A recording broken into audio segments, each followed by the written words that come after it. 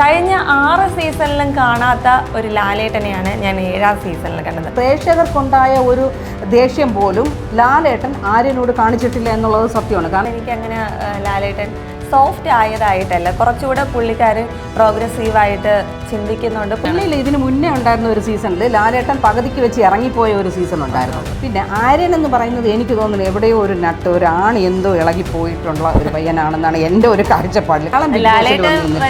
എപ്പിസോഡിൽ മാത്രം അതെ, ലാലേട്ടൻ്റെ സ്പെഷ്യൽ എപ്പിസോഡിൽ ജിസേലിന് വല്ലാത്തൊരു കൊഞ്ചലും ഒരു ഇതൊക്കെ വരും.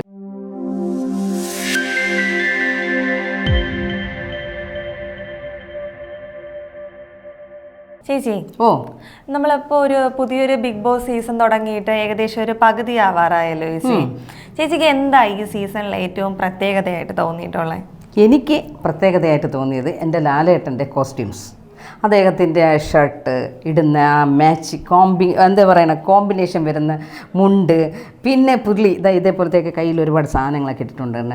അതൊക്കെ കണ്ടിട്ട് ലാലേട്ടൻ ഭയങ്കര ഒരു എന്താ പറയാനായിട്ട് അദ്ദേഹം ട്രെൻഡാണ്, അദ്ദേഹത്തിൻ്റെ ഒരു വെറൈറ്റി മൂഡുണ്ട്. പിന്നെ സീസൺ 7 ഒന്നിനും കൊള്ളാത്ത കുറേ കണ്ടസ്റ്റൻറ്റുകൾ, അത് മാത്രമാണ് സീസൺ 7 ഏറ്റവും വലിയ പ്രത്യേകതയായിട്ട് ചേച്ചിക്ക് അതാണ് ഹൈലൈറ്റ് ആയിട്ട് തോന്നുന്നത്. എനിക്ക് ലാലേട്ടൻ്റെ കോസ്റ്റ്യൂമിനോടൊപ്പം ഇത്തവണത്തെ ലാലേട്ടൻ അടിപൊളിയാണെന്നാണ് പറയാനുള്ളത്. എങ്ങനെയാണ് എനിക്ക് അടിപൊളിയായിട്ട് തോന്നാനുള്ള റീസൺ മറ്റൊന്നുമില്ല, കഴിഞ്ഞ 6 സീസണിലും കാണാത്ത ഒരു ലാലേട്ടനെയാണ് ഞാൻ 7ാം സീസണിൽ കണ്ടത്. അഗ്രഷനായിരുന്ന പോലും പുള്ളിക്കാരൻ ഓരോരുത്തടുത്ത് ഓരോ രീതിയിൽ ഓരോന്ന് ചോദിച്ച് എന്താണ് സംഭവം എന്ന് ഡീറ്റെയിൽ ചെയ്യുന്ന ഒരു രീതിയുണ്ട്.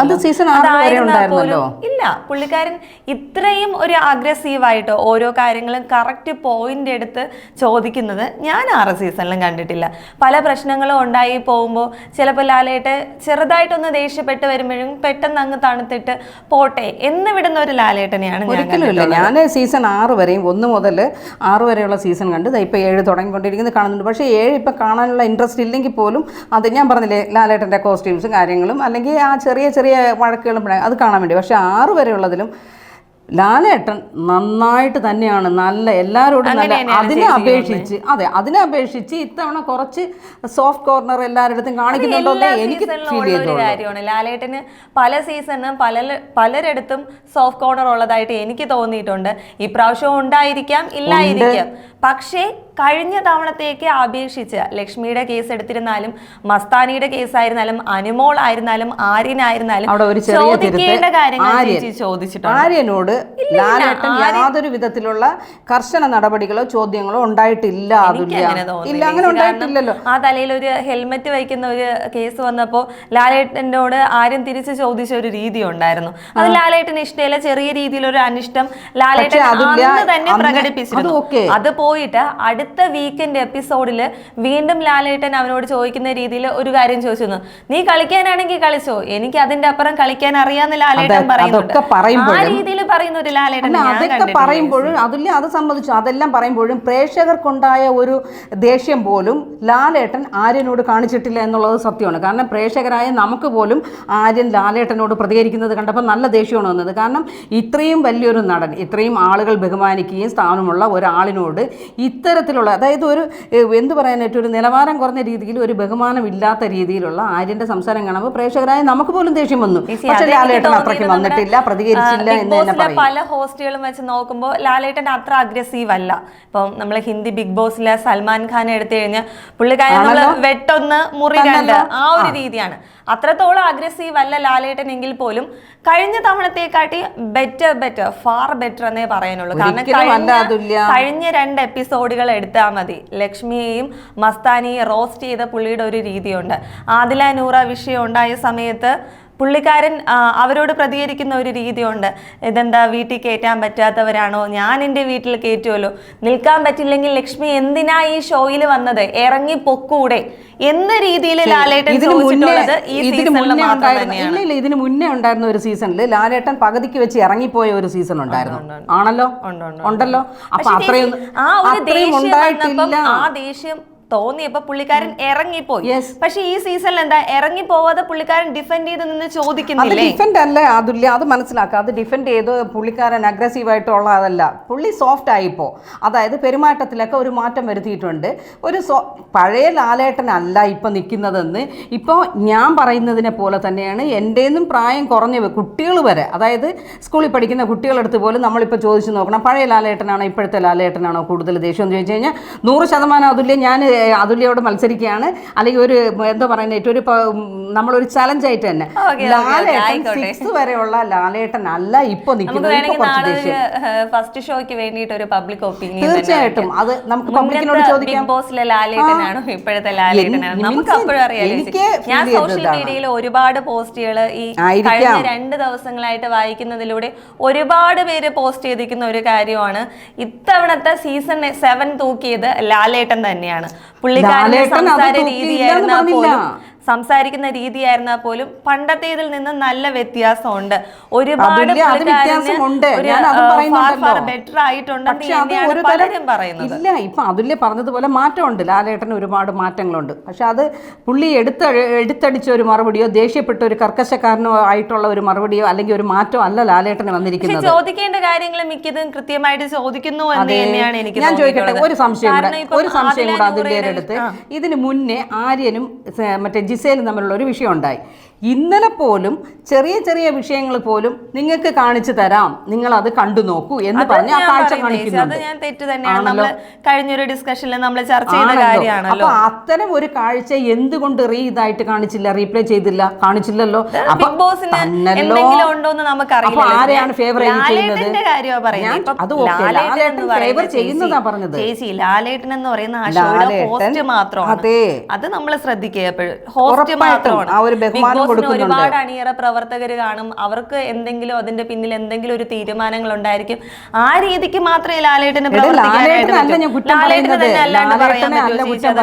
കാണിക്കണമെന്ന് ലാലേട്ടന് നിർബന്ധം പിടിക്കാൻ പറ്റില്ല. ലാലേട്ടന് പറയാം, ഇത് കാണുന്ന പ്രേക്ഷകർക്ക് അതൊരു കാഴ്ചയ്ക്ക് അവർക്ക് അത് കറക്റ്റ് ചെയ്ത് പോവാനും വേണ്ടിയിട്ട് നമുക്ക് വേണമെങ്കിൽ കാണിക്കാമെന്ന് ലാലേട്ടൻ പറഞ്ഞ ഒരുപക്ഷെ ബിഗ് ബോസ് അത് കാണിക്കാതെ പോകത്തൊന്നുമില്ല, കാണിക്കും. മേ ബി എന്നല്ലാതെ കാണിച്ചില്ല. കാരണം അദ്ദേഹം അതിന്റെ സൂപ്പർ പവറാണ്. ഫോർമാറ്റ് ഉണ്ടെങ്കിൽ ആ രീതിയിൽ എന്താണ് ചേച്ചി ഇപ്പൊ ഒരു വീക്കെൻഡ് എപ്പിസോഡ് വരുമ്പോ എന്തെല്ലാം കാര്യങ്ങൾ ചോദിക്കണ്ടെന്ന് ലാലേട്ടനെ പോലെ തന്നെ ബിഗ് ബോസിന്റെ ഒരു ടീമുണ്ട്, അവർക്ക് ഒരു പ്ലാൻ ഉണ്ടായിരിക്കും.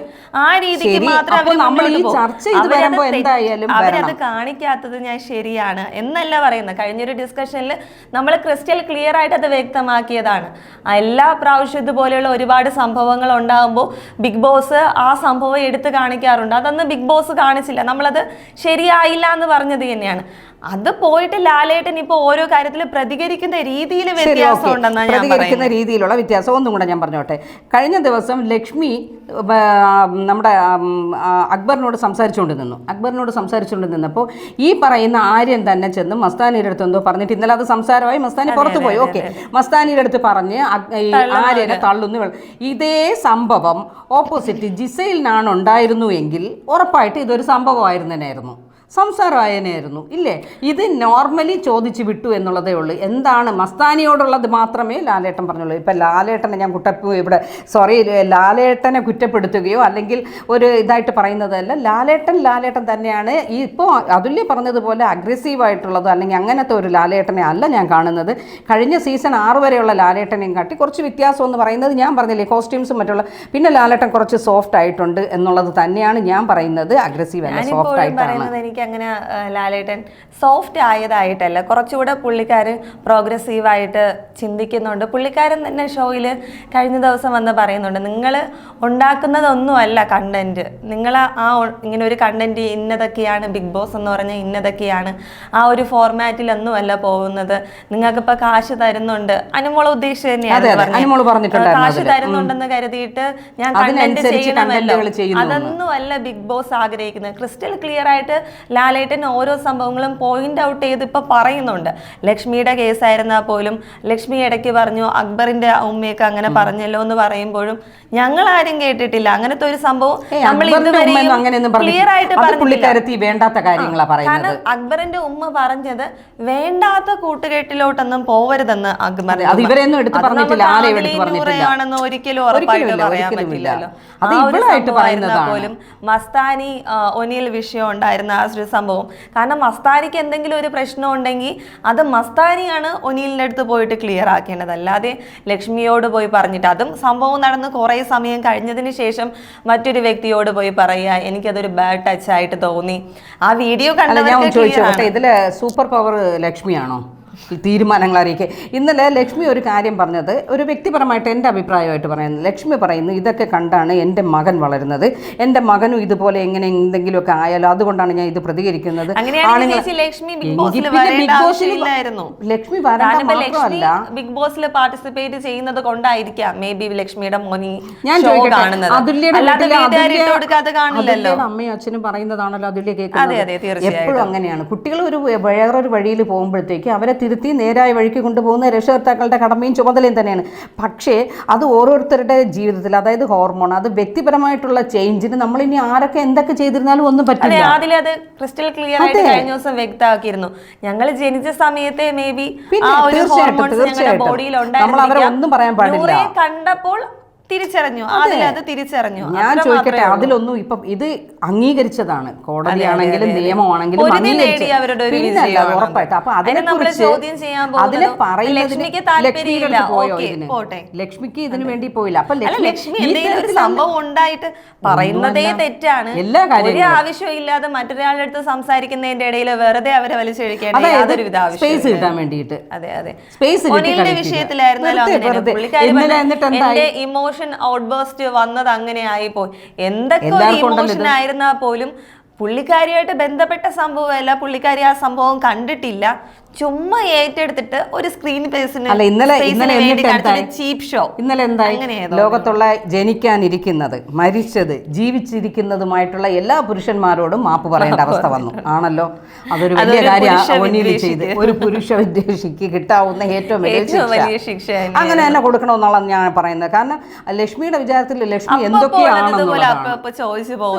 അതൊക്കെ നല്ലത് കാര്യങ്ങൾ തന്നെയാണ്. പക്ഷെ അത് എല്ലാവരോടും ചോദിക്കണം എന്നുള്ളതാണ്. ഇന്നലെ മസ്താനി പോയപ്പോഴത്തേക്ക് നമ്മുടെ ആര്യൻ കാണിച്ചത് ഒരു കണക്കിന് പറഞ്ഞു കഴിഞ്ഞാൽ അപ്പാനിയോട് കാണിച്ചത് ഒരു സ്നേഹം, പക്ഷെ അത് മസ്താനിയും ആര്യനും തമ്മിൽ വ്യത്യാസമില്ല. പിന്നെ ആര്യൻ എന്ന് പറയുന്നത് എനിക്ക് തോന്നുന്നു എവിടെയോ ഒരു നട്ട്, ഒരു ആണ് എന്തോ ഇളകി പോയിട്ടുള്ള ഒരു പയ്യനാണെന്നാണ് എൻ്റെ ഒരു കാഴ്ചപ്പാടിൽ. കാരണം അവൻ എന്ത് കാണിക്കുന്നു, എന്ത് പറയുന്നു എന്നുള്ളത് അവനറിയില്ല. അവൻ ആരെ എന്ത് കണ്ടിരുന്നാലും ഒരു ഗോഷ്ടി കാണിച്ചു. എന്തായാലും ചേച്ചി ഇത്തവണത്തെ ബിഗ് ബോസ് അത്രയ്ക്ക് ഒരു നല്ല കണ്ടസ്റ്റൻസ് അല്ല മത്സരിക്കുന്നതെങ്കിൽ പോലും ഒന്ന് കൊഴുക്കുന്നുണ്ട്, ആവശ്യമില്ലാത്ത കാര്യങ്ങൾ കൊഴുക്കുന്നുണ്ട്. അങ്ങനെയാണ്. എന്തായാലും എല്ലാ മത്സരാർത്ഥികൾക്കും നന്നായിട്ട് കളിക്കാൻ പറ്റട്ടെ. അതുപോലെ ലാലേട്ടന് ചെയ്യാൻ പറ്റുന്ന ഒരു കാര്യം ചെയ്യാൻ പറ്റുമെങ്കിൽ ചെയ്യുക. അത് ഞാൻ പ്രേക്ഷകരോടും ചോദിക്കുന്നുണ്ട്. നമ്മൾ ജിസേലിന് ഒരു ടങ് ക്ലീനർ വാങ്ങിച്ചു കൊടുത്തിരുന്നെങ്കിലേ, ടങ് ഒന്ന് ക്ലിയർ ചെയ്തിരുന്നെങ്കിൽ വാക്കുകളൊന്ന് കൃത്യമായിട്ട് വന്നു. ഇത്രയും ചെല്ലം വേണ്ടായിരുന്നു, ഇത്രയും ചെല്ലത്തോടു കൂടിയുള്ള കൊഞ്ചൽ അത് വേണ്ടായിരുന്നു. ഈ മലയാളം എപ്പിസോഡിൽ മാത്രം, അതെ, ലാലേട്ടന്റെ സ്പെഷ്യൽ എപ്പിസോഡിൽ ജിസേലിന് വല്ലാത്തൊരു കൊഞ്ചലും ഒരു ഇതൊക്കെ വരുന്നുണ്ട്. അത് വേണ്ടായിരുന്നു ജിസേൽ. ജിസേൽ കളിക്കൂ, നന്നായി കളിക്കൂ. ഹിന്ദിയിൽ കളിച്ച് നേടാൻ പറ്റാത്തത് കൊണ്ടാണോ ഇവിടെ വന്നിരിക്കുന്നത്? അത് ഓക്കെ, നമ്മൾ മലയാളികൾ അംഗീകരിച്ച് തന്നിരിക്കുന്നു. പക്ഷെ ഇത്രത്തോളം അങ്ങ് കൊഞ്ചൽ വേണ്ട. ഇല്ല, ജിസേലിന് സപ്പോർട്ട് ചെയ്യില്ല. ഇത്രയും മലയാളി കിടക്കുമ്പോൾ മലയാളിക്ക് കപ്പ് കൊടുക്കാതെ ഒരു ഹിന്ദിക്കാർ ജിസേൽ കൊണ്ടുപോകുന്നതിനോട് ഒട്ടും താല്പര്യമില്ല എന്നുള്ളതാണ്. മലയാളികളുണ്ടല്ലോ, കളിക്കട്ടെ. എല്ലാവരും നന്നായിട്ട് കളിക്കട്ടെ. ലാലേട്ടന് ഇതുപോലെ ഇപ്പോൾ ചേച്ചി പറഞ്ഞതിൽ കുറച്ച് ഞാനും എഗ്രിയാണ്. എല്ലാവരുടെ അടുത്തും ലാലേട്ടന് എല്ലാ പ്രശ്നങ്ങളും പോയിന്റ് ഔട്ട് ചെയ്ത് പറയാനായിട്ട് പറ്റട്ടെ. കുറച്ചും കൂടെ നല്ല നല്ല കോസ്റ്റ്യൂംസുകൾ വീണ്ടും വരട്ടെ. അതും കാണാനായിട്ട് എന്തായാലും ചേച്ചി ഇവിടെ തന്നെ ഉണ്ടാവും. അതെ, നമുക്ക് പുതിയ ഒരു ബി വിശേഷങ്ങളുമായി നമ്മൾ വീണ്ടും വരേക്കും. ബൈ.